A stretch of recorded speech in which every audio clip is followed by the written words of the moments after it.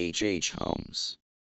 Born May 16, 1861, Gilmanton, New Hampshire, U.S. Died May 7, 1896, Philadelphia, Pennsylvania, was an American swindler and confidence trickster who is widely considered the country's first known serial killer. Mudgett was born into a wealthy family and showed signs of high intelligence from an early age. Always interested in medicine, he allegedly trapped animals and performed surgery on them. Some accounts of his life even suggest that he killed a childhood playmate.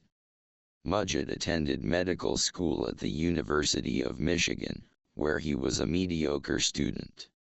In 1884 he was nearly prevented from graduating when a widowed hairdresser accused him of making a false promise of marriage to her. In 1886 Mudgett moved to Chicago and took a job as a pharmacist under the name Dr. H. Holmes. Soon afterward he apparently began killing people in order to steal their property. The house he built for himself, which would become known as Murder Castle, was equipped with secret passages, trapdoors, soundproof rooms, doors that could be locked from the outside, gas jets to asphyxiate victims, and a kiln to cremate the bodies.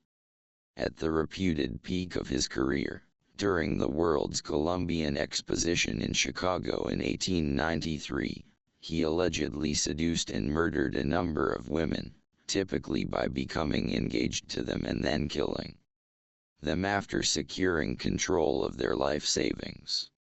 Mudgett also required his employees to carry life insurance policies naming him as beneficiary so that he could collect money after he killed them. He sold the bodies of many of his victims to local medical schools. In 1893 Mudgett was arrested for insurance fraud after a fire at his home, but he was soon released. He then concocted a scheme with an associate, Ben Petezel, to defraud an insurance company by faking Petezel's death. After Petezel purchased a $10,000 life insurance policy, he and Mudgett traveled to Colorado, Missouri, New York, Pennsylvania, Tennessee, and Texas, where they committed other acts of fraud. Along the way, Mudgett also married. Returning to Missouri, Mudgett was arrested for fraud and briefly jailed in St. Louis. While in jail he met Marion Hedgepeth, a career criminal who agreed to help Mudgett in the insurance scheme with Petezel. Meanwhile, Petezel moved to Philadelphia and opened a fake patent office to swindle inventors.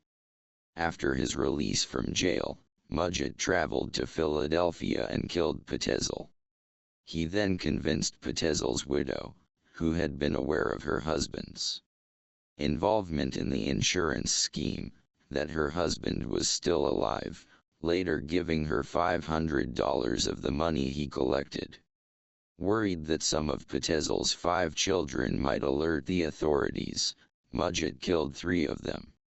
Insurance investigators were alerted to the fraud by Hedgepeth, and Mudgett was arrested in Boston, Massachusetts, in 1894.